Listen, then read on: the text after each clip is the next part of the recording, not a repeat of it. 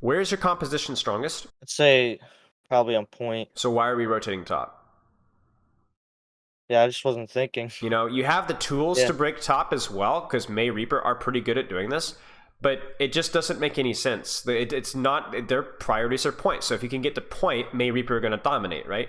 Now, this would make maybe a little more sense if you had like Cassidy or Ash or something like that, or like let's say you had a pharmacy coming up from behind, right? Because you're contesting space that they want to control, right? Your team wants to control. Your May Reaper doesn't give a darn about this spot. This doesn't help them at all. Why are we going top?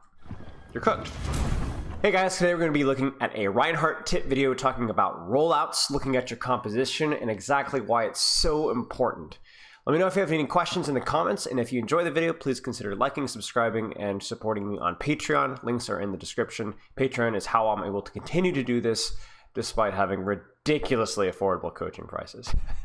Let me know if you have any questions, as I said, and enjoy the video. What part of the side of the map, what angle of the map, what position do you think is going to be most important for your team to control? Look at your comp.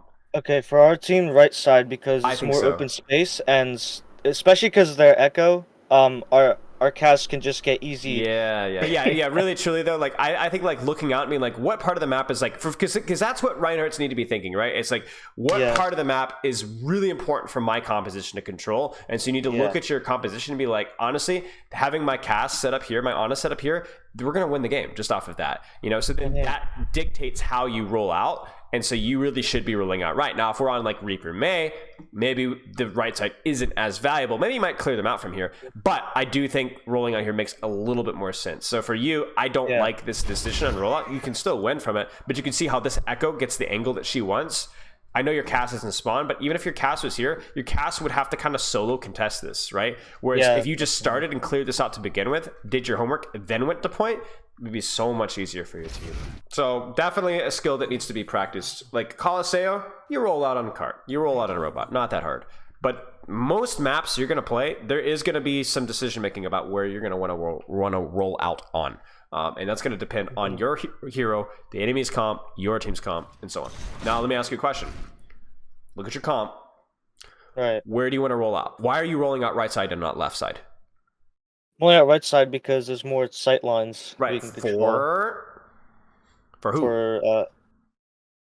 For I'd say their Cassidy, we can control him, and the Rein can't push in too far if we control this space. Well, I want to know what sightlines. Why are you controlling this side of the map? Who is this helpful for in your comp?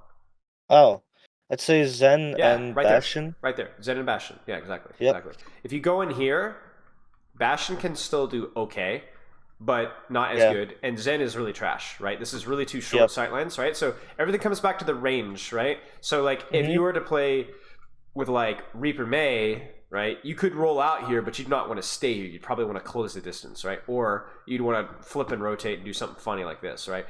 But with your comp, this is the best rollout. Now let me ask you a question. Are we holding this choke? No. Why? My team is sitting back and they're playing range. Yep. Let me ask you a question. What if you had like EMP shatter and they had nothing? Maybe. But even then, I can still get walled off. You could. You